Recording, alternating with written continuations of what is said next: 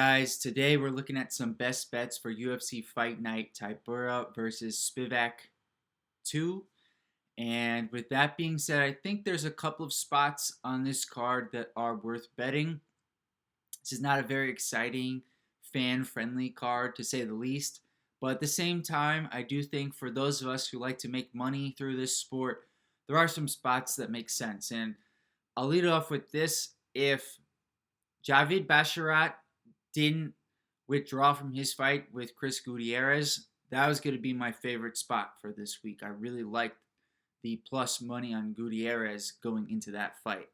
And with that being said, we're going to start off with an underdog here. And it's going to be Jonathan Denise taking on Carl Williams. I like the Denise side here. He started off around plus 200. He settled somewhere around plus 175, depending on where you look. I just think this fight should be closer to a pick'em than it is where Carl Williams is around like minus 200 as a favorite right now. And I get the reason why. Jonathan Denise really struggled with his takedown defense against Austin Lane, who is a much inferior grappler and wrestler to Carl Williams. With that being said, though, from what I saw with Carl Williams, especially in his fight against Justin Tafa, maybe it was Junior Tafa, I get him mixed up, I apologize. But he fought a guy who is a striker similar to Denise, but shorter in stature and not as technical. And there was a couple of moments in that fight where Carl Williams was in trouble on the feet. And there was one round in particular where the only reason he got a takedown or got the fight to the mat was because Tafa tried a head kick and slipped and fell. I just think there's opportunities for Denise to, even if he doesn't finish him, to put heavy damage on Williams and win a decision in this one. So I think there's a lot of potential for Denise to either get a finish or win a decision based off of damage. Because Carl Williams was letting the fight take place on the feet against Tafa for extended periods of time, and if he does that against Denise, he's in trouble. So I don't necessarily think like Denise should be a favorite, but I do think this should be a pick'em rather than Carl Williams as a minus 200 favorite.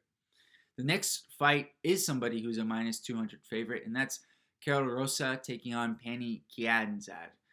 I think Rosa is just a little bit better as a striker, and I do think I can trust her as a minus 200 favorite in this fight. So I could see her as a useful parlay piece if you're looking for somebody like that, or if you want to just play minus 200, I think that makes sense as well. The only reason why I'm a little bit hesitant is there have been some Carol Rosa fights in the past where it's been a little bit dicey, and I've come into the fight thinking this is going to be a fight that she's going to dominate, and things haven't quite gone according to plan. I guess the fight that comes to mind for me is the Lena Landsberg fight, where she was a pretty big, sizable favorite going into that one, minus 400, and she ended up losing a point in that one and winning a majority decision, but the fight was just far closer than I thought it should be. So there's a little bit of concern with that. So that's why I think if you're looking for a parlay piece, something you're going to do like small unit, I do think, Carol Rosa makes sense, but I wouldn't play, big unit play on her in this fight against Kianzad, because I have seen in the past where the fights have been a little bit closer than I would like. So I do think you can trust her, but I wouldn't trust her too much is I guess where I'm heading with that one. And lastly, heading to the main event, Marcin Tybura taking on Sergey Spivac. I know, there's that statistic when there's a rematch and the younger fighter wins, like 60-65% of the time. I think that makes sense, and it typically follows that path. With this fight, Tybura won the fight in 2020, and now Tybura is 38, almost 39 years old. Spivac is 29.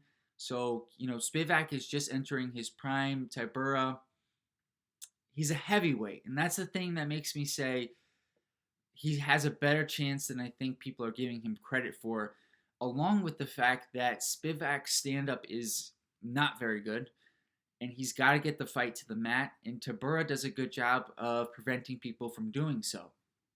Just thinking back to the Alexander Romanov fight where, yeah, the first round didn't go to plan, but Romanov gassed, and then he won rounds 2 and 3. I think he could do something similar where he wins the later rounds 3, 4, and 5 in this one.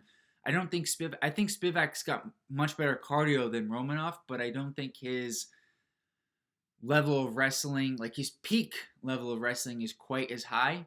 So I think there's a way for Tybura to kind of just keep this as like an ugly stand-up fight, win rounds, and win a decision. And I think the odds were more appropriate where they started off as a pick'em, like -110. So I do think there's value on Tybura. If you can get him right now, I think he's around +135, +140. So I do think that makes sense as a play this weekend. Not a lot of exciting plays this weekend, right? Only 10 fights on the card, but I do think there's value and money to be made. So I'm curious, guys, what are your bets for this weekend? Please like this video, comment what your bets are, and subscribe to the channel. See you guys next time. Peace.